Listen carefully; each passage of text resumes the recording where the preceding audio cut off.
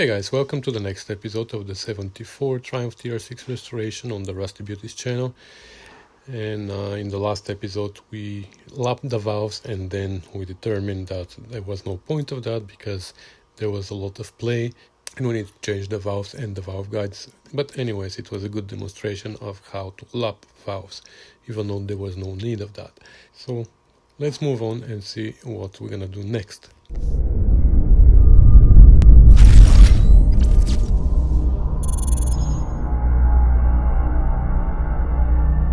And let's see those cylinders then, if they will need to be rebored or we can use them. Hopefully we can use them as they are.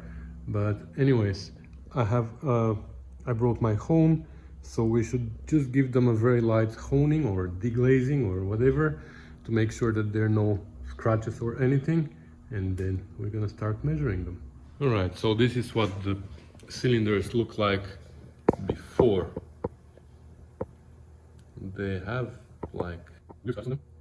weird scratch pattern, but that's why I wanna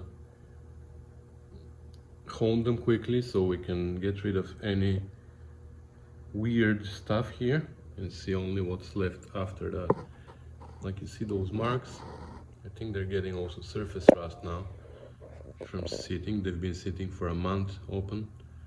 So anyways, okay, let's get rid of these studs first, and then we're gonna hone the cylinders. We're gonna clean this surface at the end. That's gonna be a disaster. But anyways, let's do that first.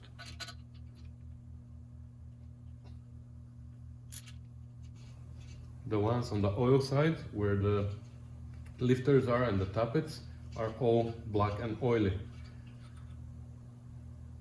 On the other side, these ones are all dry.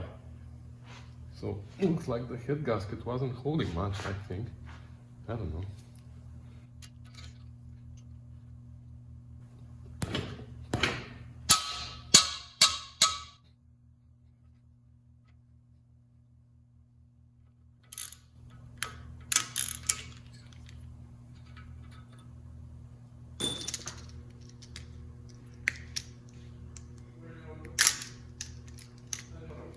Okay, so like I said, it's gonna be very light. It's not gonna be something super trooper.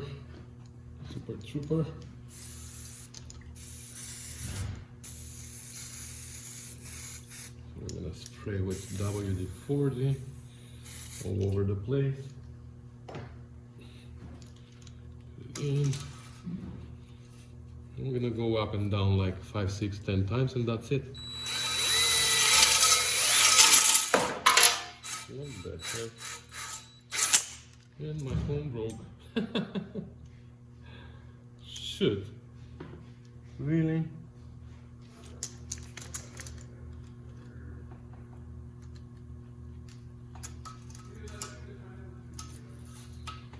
I glued them with crazy glue, so let's see this time how it's gonna work.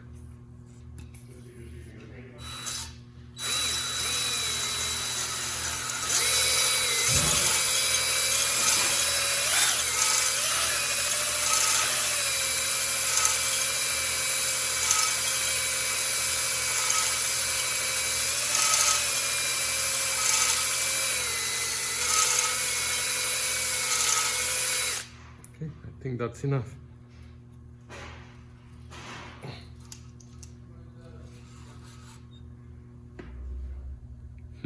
Just kidding, that's the old one. That's the one that we just honed. So there are some scratches on the sides. It's not very good. Ooh.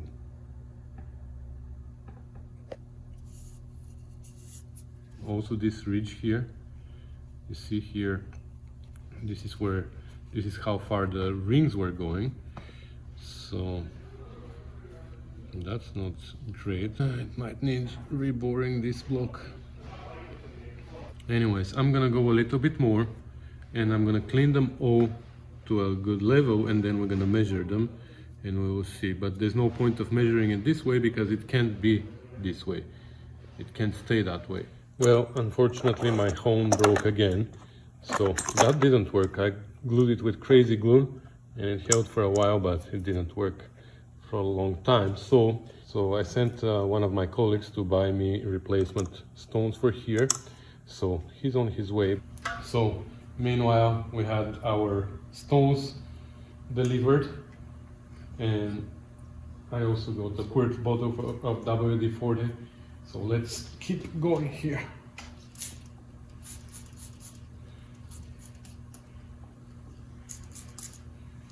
Let's do a little bit more of this cylinder, and then we're gonna go to number 5.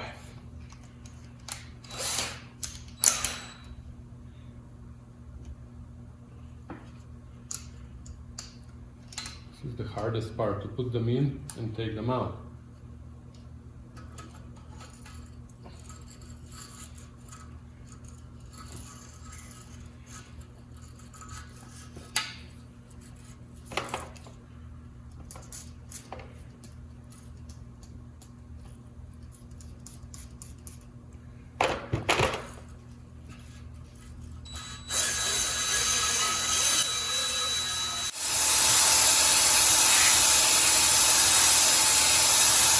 With my focus today.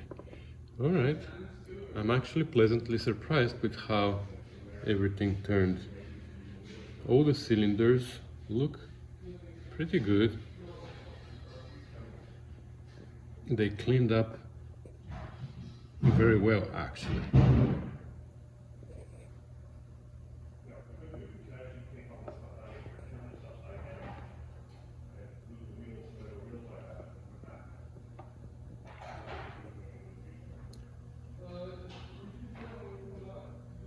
Yep, I'm actually happy with them. So anyways, let's not put the smiley face yet before we take some measurements, but they cleaned up pretty well, pretty fast. So hopefully the measurements are right as well, and then we can put our smiley face on. Well, I think we're off by 30 thou. Just kidding, just kidding you. We need precision measuring tools here. No. All right. So what we're gonna use is our bore gauge. We have to set it up first though. All right, this might be boring for those of you who are familiar with these things, but believe me, there are people who are not, so this part of the video is for them. So the bore gauge is something that measures the bore, right? So with this little mechanism here, with these wheels and everything, when you put it inside the bore, it self-centers to the longest part of the circle, which is the diameter, of course. So the only direction that we need to center it ourselves is this direction. We need to make sure that this part here of the bore gauge is perpendicular to the wall of the cylinder, let's say. Because if we tilt it one way, it's going to be longer. If we tilt it the other way, it's going to be longer. When it is perpendicular, that's when it's going to be the perfect measurement. So that's what we're going to look for. So to use this, we're going to set it up to a known measurement, and we're going to zero it there. And when there's difference between this known measurement and the actual measurement, that's what we're going to measure. So we don't measure the distance, we measure the difference between the known measurement that we're going to set it to and the actual bore of the cylinder. So the known measurement that we want to set it to is going to be our spec from the manual for the cylinder.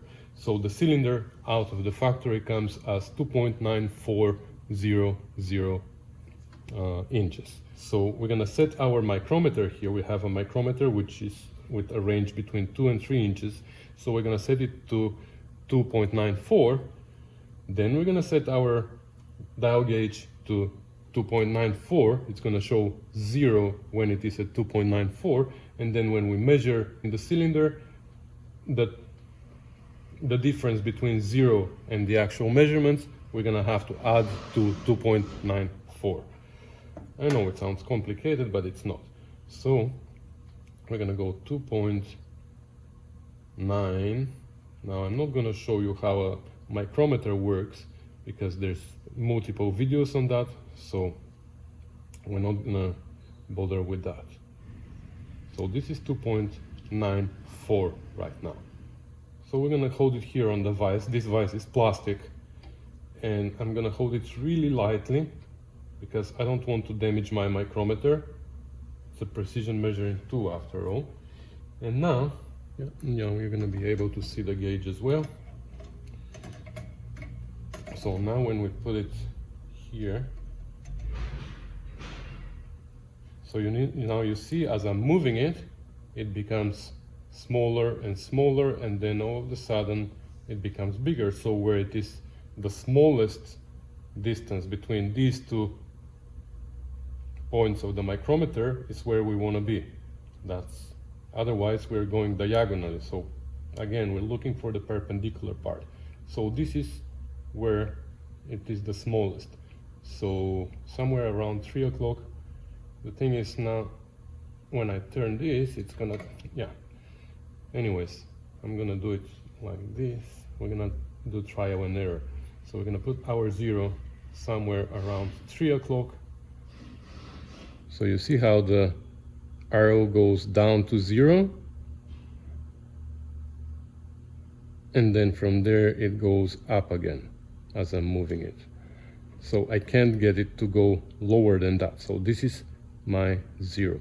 Now we know that when we put it in the cylinder, we have 2.94 plus whatever the gauge shows. All right, so let's see what the truth is here. Oops. So you can see here now how when I'm moving it, when I'm tilting it left and right, the arrow goes down close to 0 and then starts going up again. So the shortest one is our perpendicular. So here we are at what? Like a tau? Or 12, maybe 12 10,000. So that tells us that this measurement is 2.94, which the tool is set up to, plus 12 10,000ths of an inch. That's pretty damn close to what we want, but that's not enough. We're gonna have to take multiple measurements. Well, these numbers were too good to be true, so I went and I double checked my tool, and I had it like with 2 tau or something like that off. So I reset it now, and we're gonna start measuring the cylinder, but we can't take just one measurement. Like I said, we have to take multiple measurements in multiple depths and compare them and make sure that the cylinder is still round, it's not oval, and it's not tapered.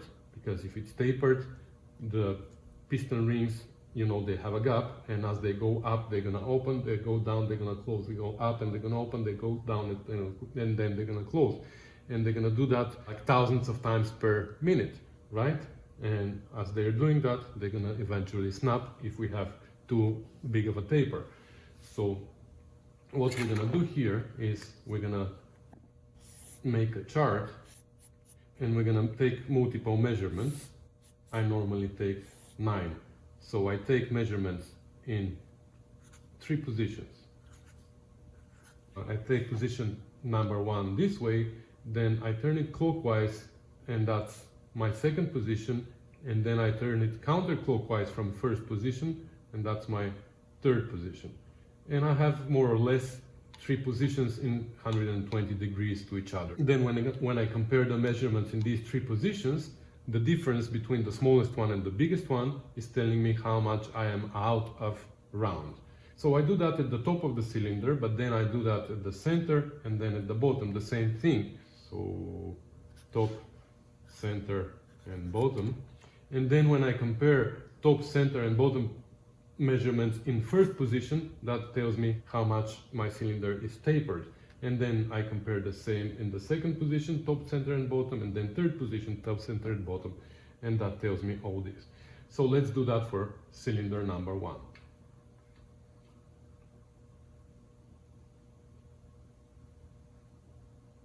So in our first position at the top, we are at, I would say 22 tau, 22 10,000ths. So that's 0.0022. Position number 2, like I said, somewhere here.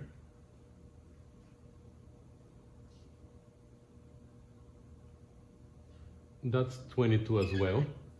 So you see, I was too close to 0 before. So that's 0.0022.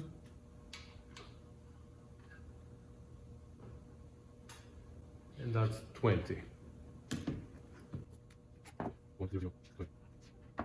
Then we're going to do the same at the center of the cylinder, somewhere mid depth.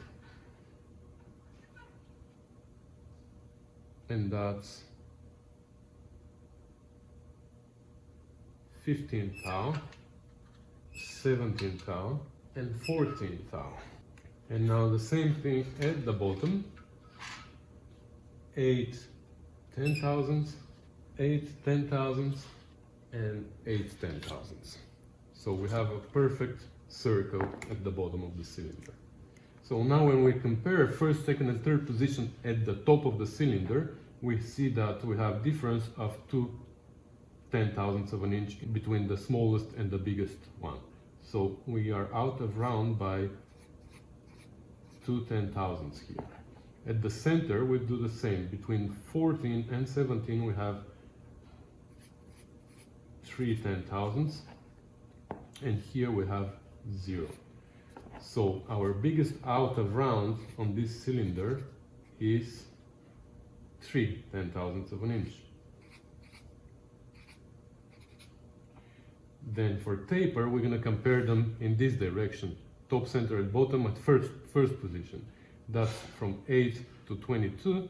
That's 14 ten thousandths, right? Here is the same. And here we have from 8 to 20. That's 12 ten thousandths. So our biggest taper is 14 ten thousandths. And now our biggest measurement is here, right? So now we have to add this to 2.9400, which was our initial set of our 2. So our measurement max is 2.94 to 2. So that's our biggest measurement, and I believe that's within tolerance. So we have a pretty good cylinder here. The taper is a little bit on the high end, but I consider 15 to be the limit, so I would leave it where it is. The out of round is definitely not a problem, and here we are 2 tau, more than 2 tau bigger than the spec, but I don't know actually how much the tolerance is, and I read none of the manuals say what's the wear limit of the cylinder before you go and rebore it to the next step, which in this case would be 96, because the minimum rebore here is plus 20. So I went through forums and stuff like that, and in general people say that 0.1 millimeter is tolerance for wear. So 0.1 millimeter, that equals 0.0039 thousandths, 10 thousandths of an inch. Almost 4 tau is the tolerance, according to forums. Again, this is not official, but I would go and trust it. So here we are within half of the tolerance. So I don't think that we need to rebore this engine. We can use it as it is, as long as the other cylinders also match the same. I printed myself a sheet that is a little bit more organized, but it's the same thing: top, center, and bottom, first, second, and third position. And then we're gonna enter this into the computer, and the computer is gonna calculate all this for us, which we just did manually. And now I'm gonna do cylinder 2, 3, 4, 5, and 6, and we're gonna go from there.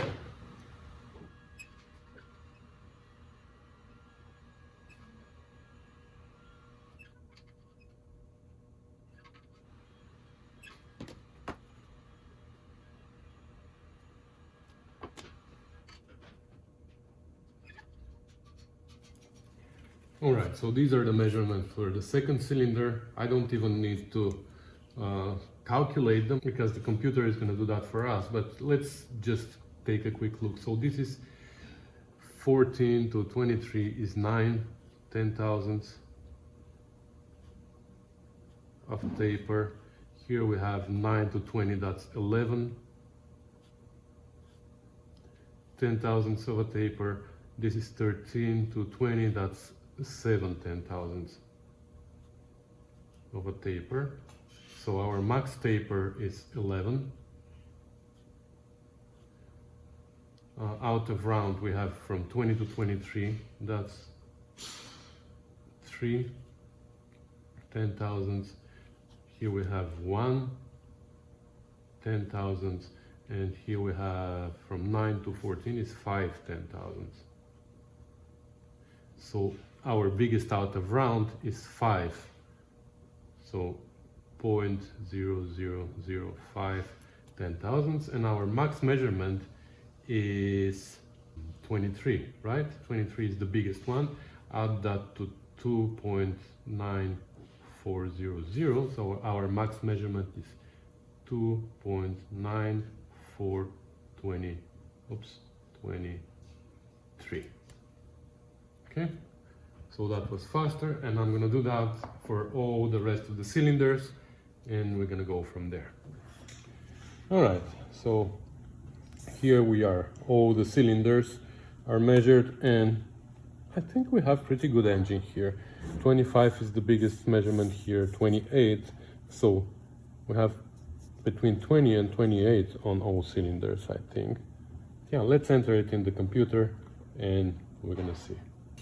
All right, so I made this Excel chart, which is helping me, first of all, to record all the measurements and keep them in my files here, but also to calculate everything instead of doing it in my head. So now I'm gonna enter here the information that we just gathered from this engine, and that's for here we have 0.0022, 0.0022, and 0.0020.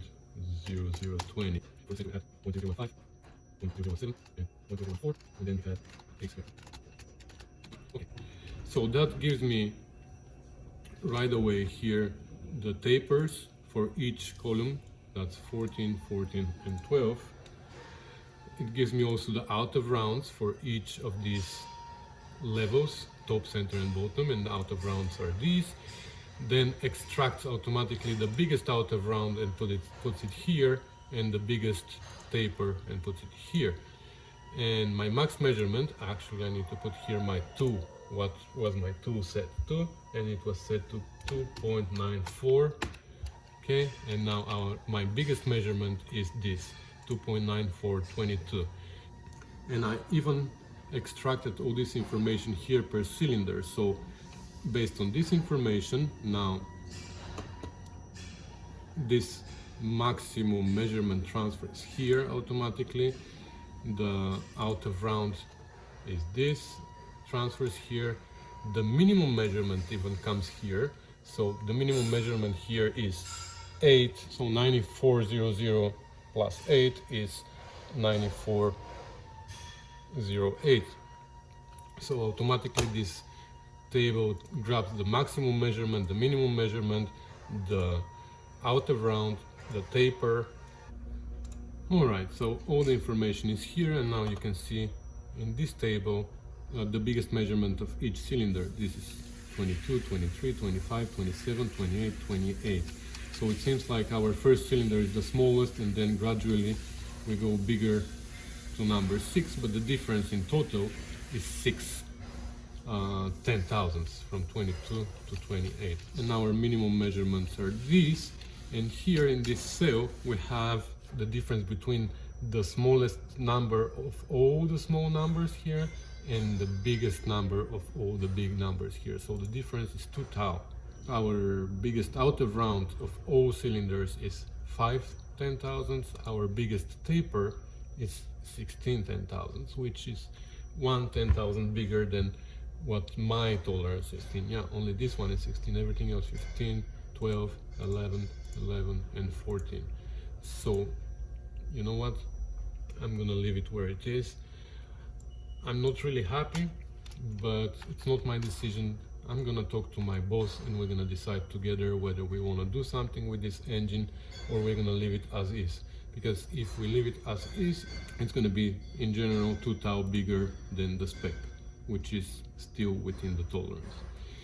Anyways, I have the same here for the crankshaft, but the crankshaft, like we said, on this engine is not good. But if we go to the original engine of this car, the crank, these are the measurements of the crank. So I have the measurement, what I actually measured, 2.3117 on the journals. So these are the measurements of the journals. This is the minimum. The spec shows minimum and maximum. So the spec says that we have to be between these two numbers, and we are actually 2 10,000ths of an inch bigger than the maximum measurement here. Here we have to be between these two numbers. We are exactly matching the biggest number. So we are 0 bigger. Here we are 1 10,000th bigger. Here we're actually 3 10,000ths smaller than the biggest number. So we are within this. So for 2 10,000ths of an inch more than the spec, I'm not gonna touch this crank. This crank is considered good. So this is for the journals, and then the pins is the same thing. This is my measurement, 18752, and the spec says between 18750 and 18755. So I am 2 10,000ths bigger than the smaller measurement, and I'm 3 10,000ths smaller than the big measurement. So I'm within. Here I am within, here I'm within, so everywhere I'm within. So this crank is perfect without grinding. It is gonna need standard bearings. So we're gonna take this crank and we're gonna transfer it to Paul Martin's engine, and I'm gonna put the numbers here, and we're perfectly good to go. This is the valve to guide clearance that we checked yesterday, and this is not good, so we need new guides and new valves. And everything else that I have as information for this engine, I'm gonna put in this chart, and I'm gonna keep it so we can have records. All right, so now we have enough measurements here and enough information to order the parts that we need. I still have to talk to my boss and decide whether we should keep this block as is and just order rings for the same pistons, or we should bore it out to +20 and order new pistons. But we know about the head, we need new guides and new valves. We know that this crank is not, we can't use, but we're gonna use the one on the shelf. And the rest of the parts are just the regular parts that, like timing chain and gears and bearings and seals and stuff like that. So that's gonna be everything for today, guys. We're gonna end this video here, and I'm gonna see you next time. Bye.